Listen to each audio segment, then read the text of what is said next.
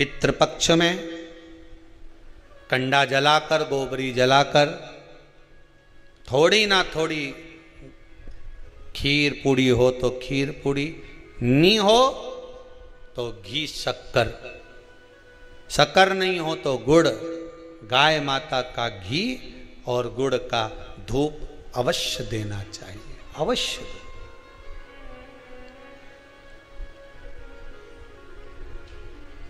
कितना सुंदर वृतांत आता है महाराज।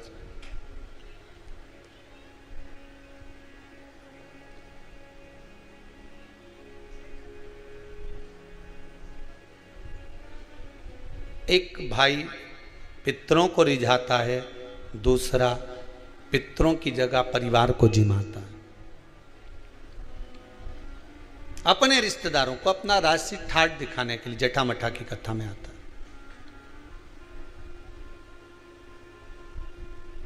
पर श्राद्ध भी करो,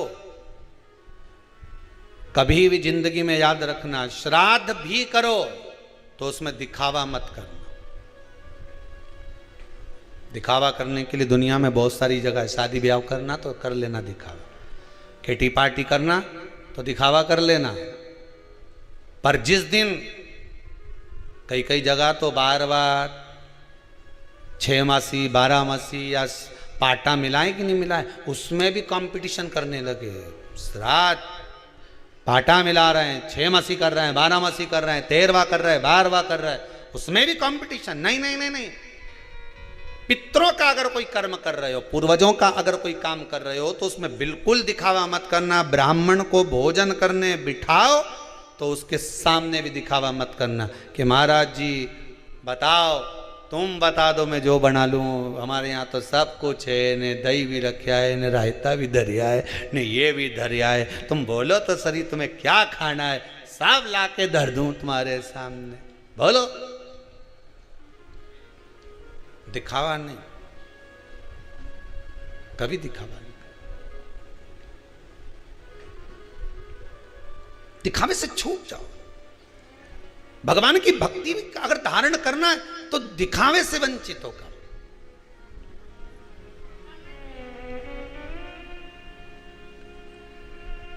एक व्यक्ति ने प्रश्न किया है, गुरुदेव हमारा अगर मन कथा में नहीं लगे तो हम कथा में जाके बैठे कि नहीं बैठे? तो क्यों नहीं बैठो? बैठो। तेरे मंदिर में जाना मेरा काम है और दर्शन, तेरे मंदिर में जाना मेरा काम है और मुझे दर्शन दिखाना तेरा काम है। तेरी कथा में जाना मेरा काम है और मेरे मन को तुझ में लगाना तेरा काम है। ये तेरे ऊपर है। एक अच्छे से समझ लेना और इसको समझ लो अच्छे से। तुम्हारा मन कथा में लगे नहीं लगे, तुम्हारा मन मंदिर जाए नहीं जाए, मन से, उस मन से मतलब रखो ही मत। तुम तो मंदिर में जाओ, तुम तो कथा में जाओ, तुम तो आस्था चैनल खोल कर बैठ जाओ, मन लगे नहीं लगे, मन लगाना उसका काम है। जैसे बहन बेटी, तुम्हारे घर की बहन बेटी मायके आए, अब उनके पैरावनी करना की का काम है? कपड़ा देना, लेन देन करना किसका काम है? भाई का। अब वो कर्जा करके लाए, चाहे अपनी पुरानी साड़ी निकाल के भाभी पहनाए, पैरावनी तो ये क्या करना है? तुम तो बस सब पहुंच जाओ मायके, उसके बाद साड़ी कौन देगी? अरे बोलो जम के, भाभी। कपड़ा कौन देगा? भाई। अब वो के घर में तो है ही नहीं, कहां से ला के दूं? तो बहन आई है, तुम्हारी बहन तुम्हारे दरवाजे पे आई है, कुछ तो देना पड़ेगा। ने छोरा छोरी के भी लिए, ने भंजा भंजी के 5-5 रुपया दो, 50-50 दो, पर देना तो, अरे बोलो जम के, पड़ेगा। अब वो भाई कहीं से भी लाए, ने पिताजी कहीं से लाए, ने भाभी कहीं से लाए, पर तुम्हें खाली हाथ भेजेगा क्या? बोलो जम के। तुम तो घर पहुंच गई, उसी तरह तुम तो भगवान के मंदिर पहुंच जाओ, उसके बाद पैरावनी वो करेगा, करता रहे। तुम तो जाके बैठो, तुम्हारा काम है जाकर बैठ जाना, तुम्हारा काम है मंदिर में जाकर पहुंच जाना, तुम्हारा काम है शिव महापुराण में पहुंच जाना, तुम्हारा काम है कुबेरेश्वर धाम पर पहुंच जाना, उसके बाद पैरावनी की जवाबदारी उसकी है। मन लगाए नहीं लगाए क्या देगा ये उसके ऊपर है। तुम तो अपनी कथा में बैठ जाओ, ये केवल मन, हमारा मन नहीं लगे तो वो मन तेरे मंदिर में आना मेरा काम है, ने बिगड़ी बनाना तेरा काम। हम तो पहुंच गए, बस कथा में जाके बैठ गए, अब मन तो लगे ही नहीं, तो क्या मन बुलाया उसने है तो लगाएगा भी वही, आए हो तो पैरावनी करेगा भी वही। भाई की जवाबदारी, भाई की जिम्मेदारी है कि मेरी बहन के मेरे को साड़ी देना पड़ेगी, तो आगे उसकी जवाबदारी है कि दे नहीं दे ये उसके ऊपर है, वो तो देगा। हमारे यहाँ सीधी सीधी भाषा में कहते हैं कि गाय जब